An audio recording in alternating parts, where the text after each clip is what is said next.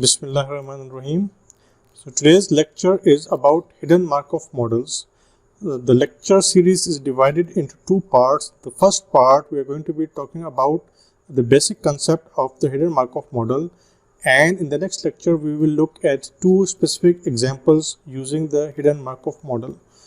The hidden Markov model happens to be one of my favorite topics because it's really intriguing how you can solve certain problems that otherwise look like very difficult to solve. The lecture is planned as follows. We start with the introduction and then we talk about the Markov model and then go on to the hidden. So as you can see here, the word hidden Markov model. So we divide it into two parts, the Markov model and then look at the hidden Markov model before looking at the two algorithms that we'll be studying in this series of lecture about the hidden Markov model. There is also a third one, but we skipped that for this course.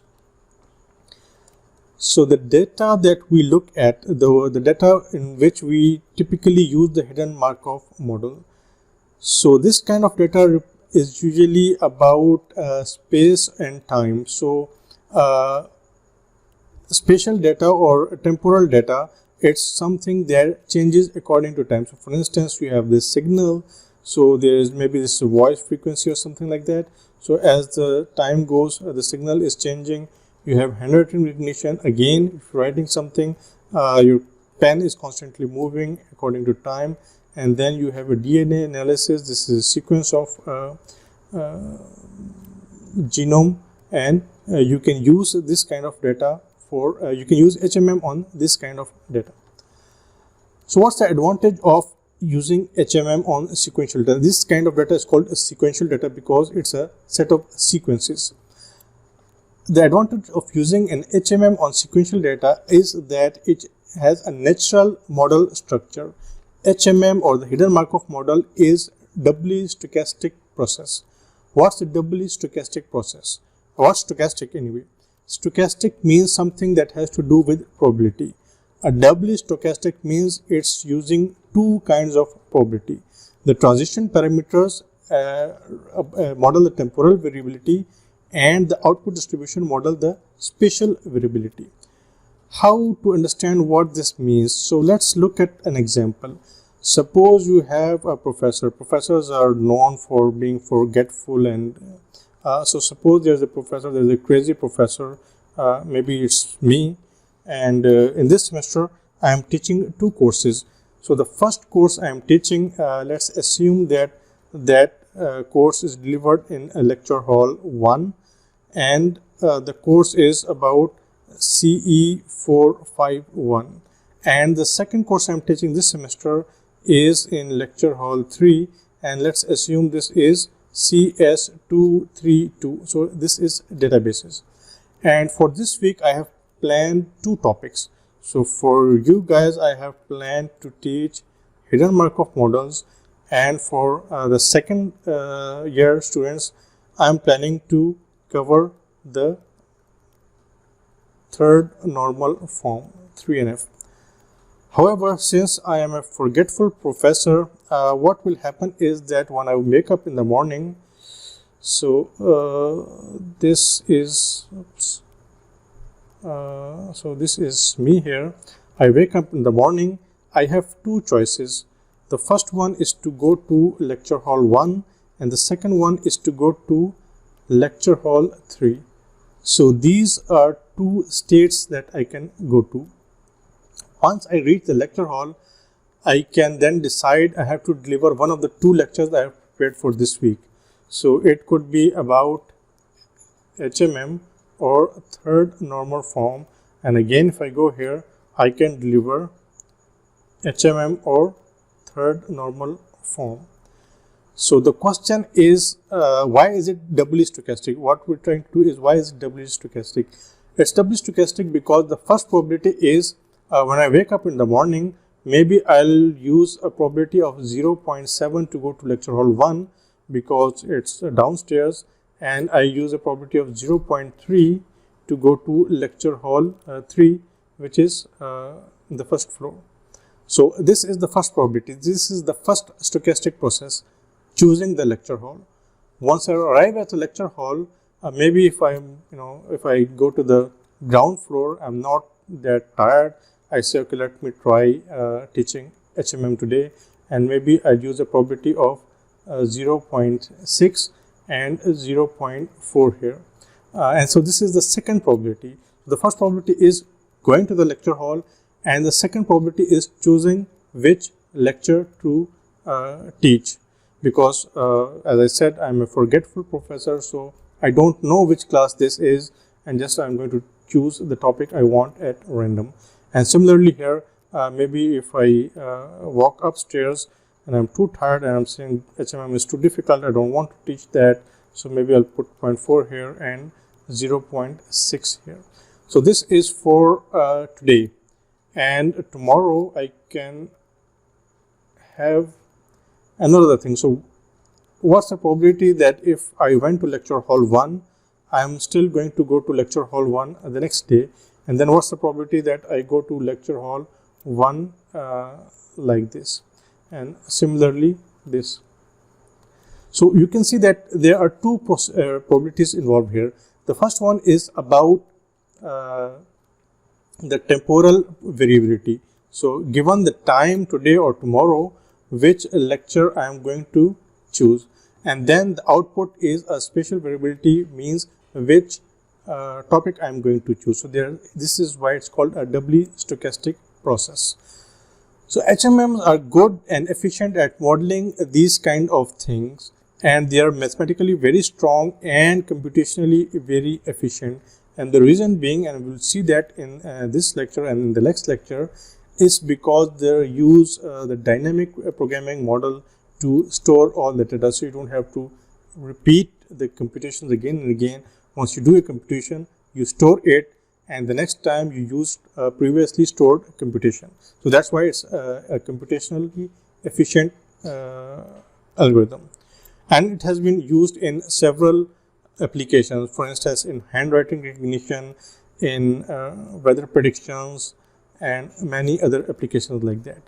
So this is some of the applications that have used successfully HMM. So handwriting recognition, speech recognition, gesture recognition, language modeling, motion analysis and tracking. So if I'm moving in a video, what's the probability, what action I'm going to perform, how do you predict that action that I'm going to perform. So protein sequencing or stock exchange prediction, all these have been are areas where HMM have been used. So this is the advantage and the application of HMM, but the question still remains, what exactly is HMM? Because I've been telling you a lot about where it's applied, what's the stochastic model, but I haven't really said anything much about what HMM is. So let's look at the definition of the hidden Markov model. As I said, it's made up of two things, the hidden and the Markov model. So first of all, let's see what the Markov model is. Let's forget about the hidden part, just look what the Markov model is. A Markov model usually models things in two dimensions. Just as we saw earlier, it's a doubly stochastic process, so it models things in two dimensions. To understand that, let's take this example in which we have three kind of states or three kind of weather. Rain or snow is one and the same thing, cloudy or sunny. And if I look long enough at any city, maybe in this city, maybe in Islamabad, if we look at 10 years data, we can calculate the probability. If today it was rainy, what's the probability that's going to rain tomorrow? What's the probability it's going to be cloudy if it was rainy today? And what's the probability that tomorrow it's going to be sunny if it was rainy today? And you can see that if it's rainy today, tomorrow it can be either rain, cloudy or snow. So if we add it, it becomes 0.4 plus 0.3 plus 0.3 equal to 1. So tomorrow it has to be one of these three things, cannot be anything else. Similarly, for cloudy, you have 0.6 plus 0.2 plus 0.2, which again sums to 1. So the way to read it is in this direction and not in this direction. Okay, so to model this, if we have this data, what I can do is, if I am given the weather today, I can predict what will be the weather tomorrow or day after, or maybe even 7 days from now. So this is a visual illustration of the same data. So from rain to rain is 0.4. So this is shown as this is the first state of rain. From rain to rain is 0.4. Rain to cloudy is 0.3. Cloudy back to rain is 0.2, and so on. So this is a visual representation of what is called the state transition diagram. So the state transition diagrams have this transition between the different states. Another thing is about the first order Markov assumption, and this is very similar to what we saw in one of the past lectures about Bayesian or the naive Bayesian, where we had the assumption that all the features are independent and that the conditional probability is just on the previous variable. So here again, what will happen tomorrow is based on the probability of what happens today. So if I want to predict for so today is let's say today is Monday and I'm having Tuesday and Wednesday. The weather on Tuesday will depend on Monday, and the weather on Wednesday is going to depend only on Tuesday, but Tuesday already has the dependency about Monday. So the first order assumption means that if I am calculating the weather for Wednesday, I am just going to look at the weather for Tuesday and not before that. And the assumption being that the weather for Tuesday already has all the possibilities for the weather on Monday, because Tuesday was calculated based on Monday. So this is the first order Markov assumption, and we'll be using this throughout this and the next lecture.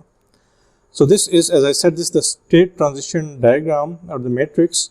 You can either use it in this diagram format or use it in the matrix format, and with the constraints that since these are probabilities, so all the probabilities are greater than 0 and the sum of the probabilities equal to 1. So if I am in rain today, if it is rain, then what's the probability that tomorrow either it's going to be rainy, which is 0.4, or it's going to be cloudy, which is 0.3, or it's going to be sunny, which is 0.3. So 0.4 plus 0.3 plus 0.3 is 1. So it has to be one of the three things. This is what this summation is telling me. And finally, what I need to do is to be able to predict the weather for tomorrow, I need to know what is the weather today, and that is represented with pi. So if I take it as sunny and cloudy and rainy, if I use this sequence and I want to say that today is sunny, then I'm going to write it as 1, 0, 0. It means the probability of sunny today is 1, which is 100%. The probability it's cloudy is 0, and the probability it's going to be rainy, it's again 0. So this is how I represent my initial state probability. So this is, as we said previously, that this probability was used in the naive Bayesian in the last lecture, and the subsequent Markov model that we are going to use the first order Markov assumption. So let's now move on to a specific example. So given this data, what I need to do is I need to predict what is going to be the weather for the next 7 days. And what I need to find is what's going to be the weather for the next 7 days as sunny, sunny, rain, rain, sunny, cloudy, and sunny again. So how can I predict this weather? What I need is, I need first of all to know what is the weather today. And to get that, I have been told that it is sunny. So already I have my pi to be 1, 0, 0. So this is sunny, this is cloudy, and this is rainy. So my pi is given to me. Now what I need to do is that let me assume that S1 it's going to be rain, S2 is going to be cloudy, and S3 is going to be sunny. So once I have that, to calculate this probability of having the next 7 days, rather for the next 7 days, what I'm going to do is I'm going to write probability of this given the model. So this is the model. This is my model. So what's the probability of having this output? And so we'll label this as the output, having this pattern. This is the output. So what's the probability of having this output given this model? And this is equal to the probability of observing S3, S3, S3 and S1, S1 and S3, S2 and S3. So you will see that we have a sunny and sunny here, but I put 3 S3s. Why? Because it also depends on today. So today it was given to me that today is sunny. So I am assuming this, and then 1, 2, 3, 4, 5, 6, 7. I am calculating for the next 7 days. So how am I going to calculate that? This is going to be equal to, so the probability of S3 today, which is sunny, multiplied by the probability that it is sunny tomorrow, given that it was sunny today. So tomorrow, based on today, only one level back, multiplied by, I have now this, so probability of S3 given S3 multiplied by this. So this is going to be the probability of S1 given S3.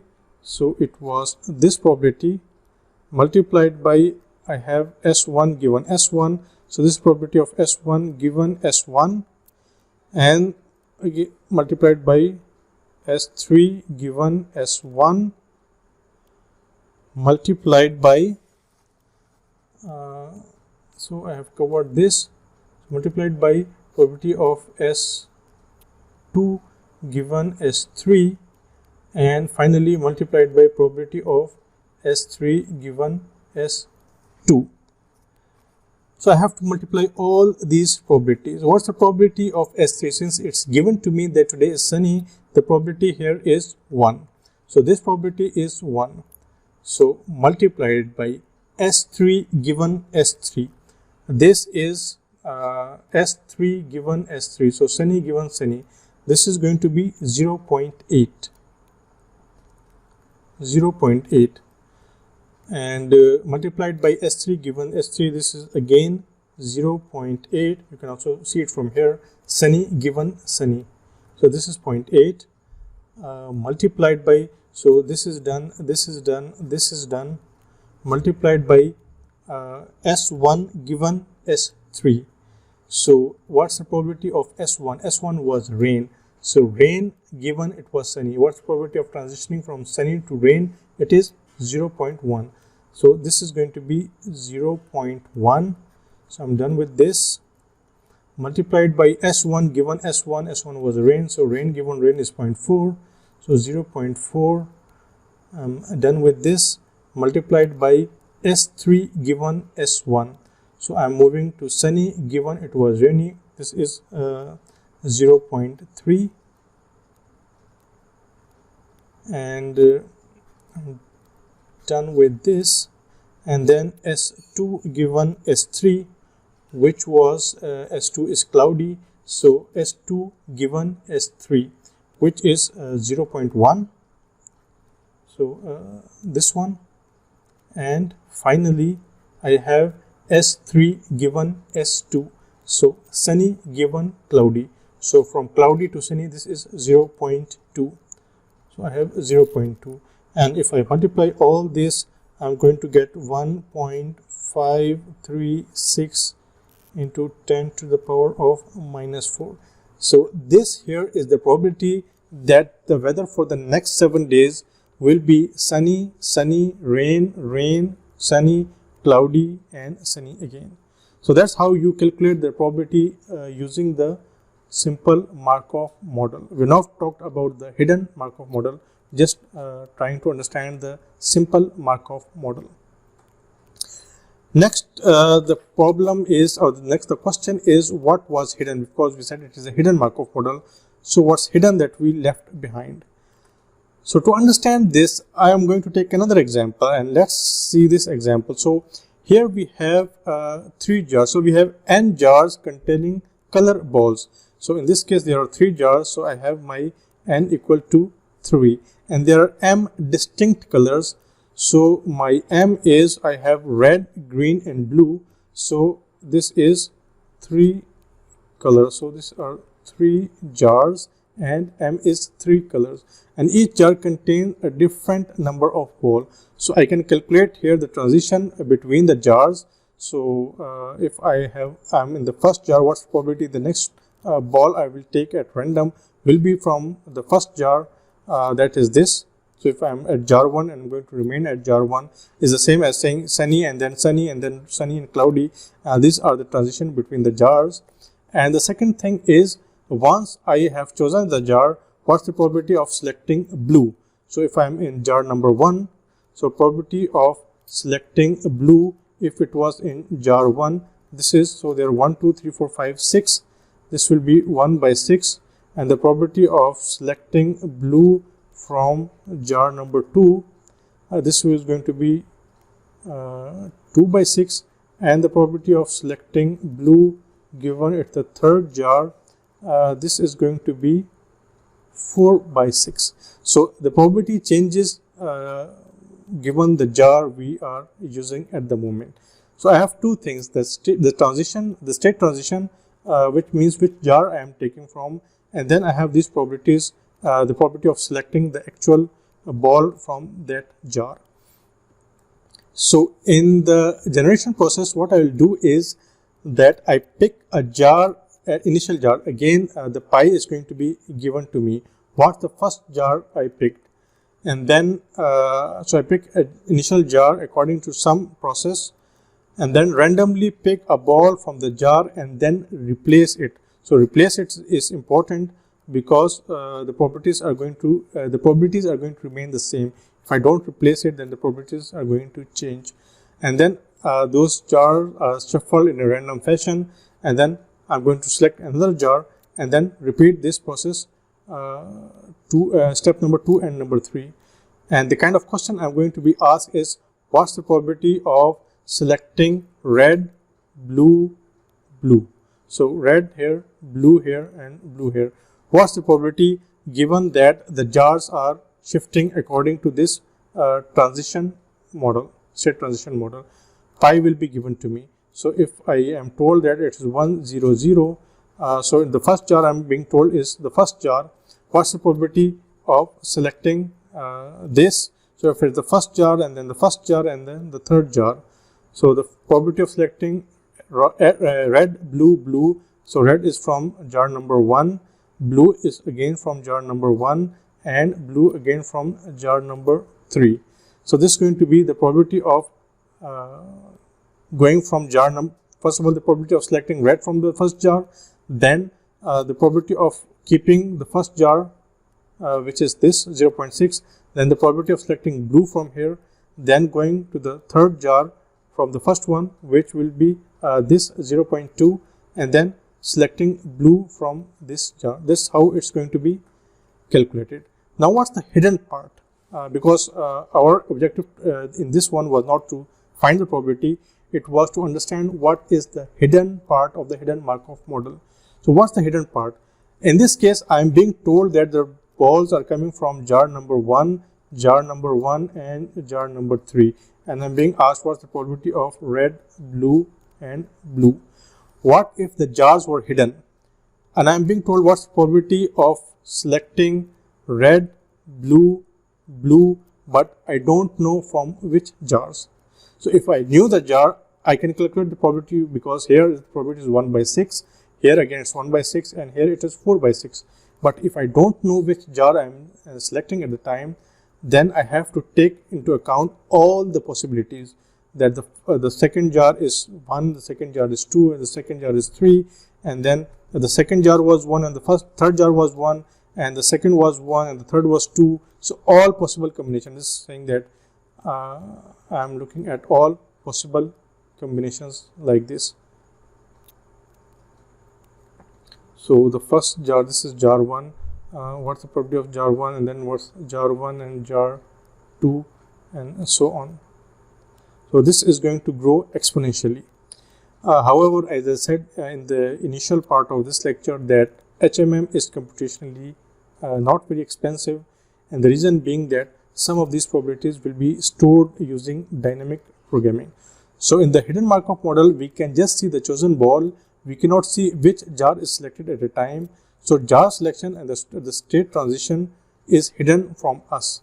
So that is the hidden part of the hidden Markov model.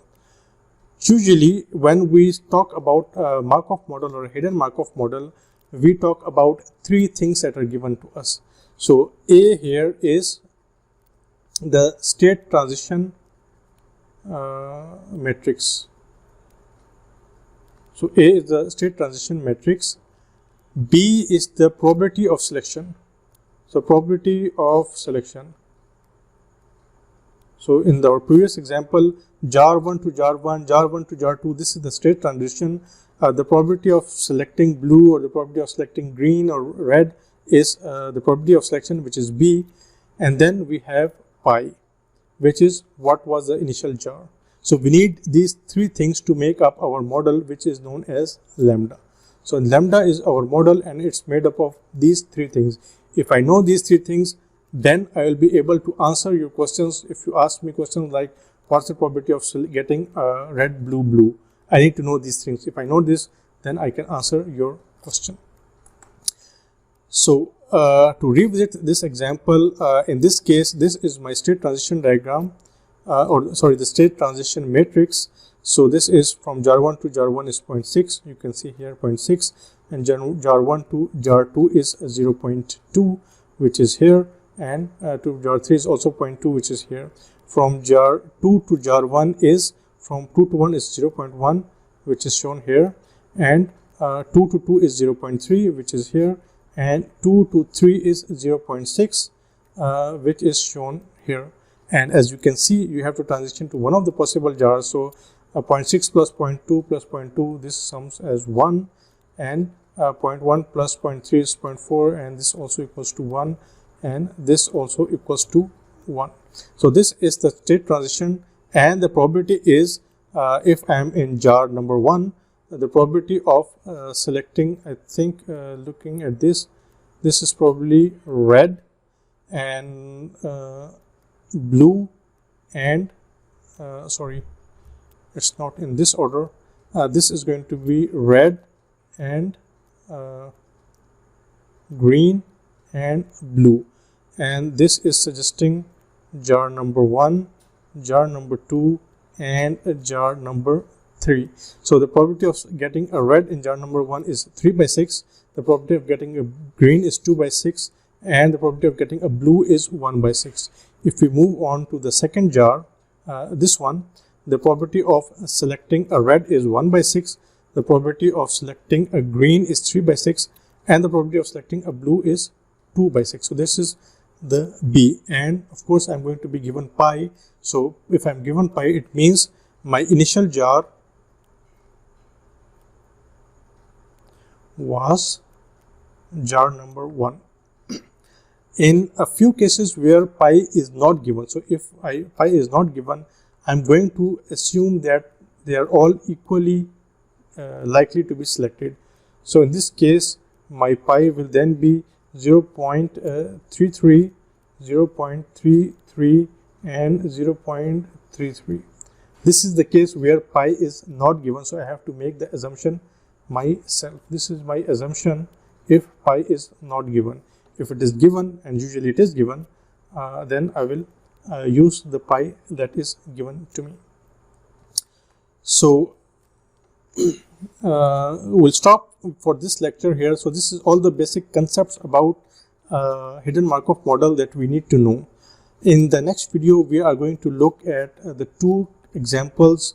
So basically the two examples are calculating this kind of probability when the jar is known, and then calculating this probability when the jars are unknown.